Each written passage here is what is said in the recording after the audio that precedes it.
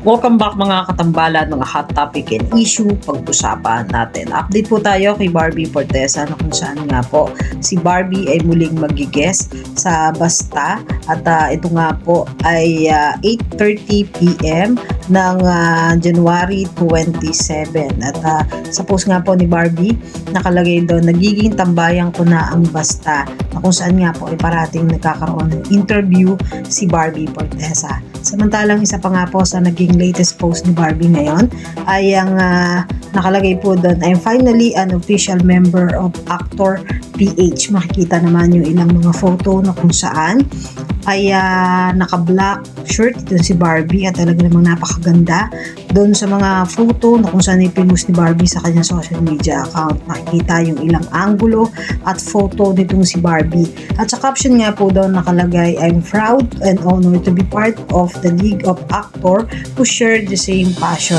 and dedication to the craft, an organization that push for protection in the workplace and better opportunity for its member. At makikita nga na itong si Barbie po ay member na ng Actor PH. At isa pa nga po sa naging post ni Barbie ay ang top Filipino film on Netflix, na kung saan ay nangunguna po ang Kontrabida Academy na pinagbibidahan nila ni Miss Eugene Domingo na umani nga po ng 4.8 million views. Samantalang isa nga po sa abangan naman kay Barbie ay ang Until She Remember na pagbibidahan naman nila ni Miss Charo Santos.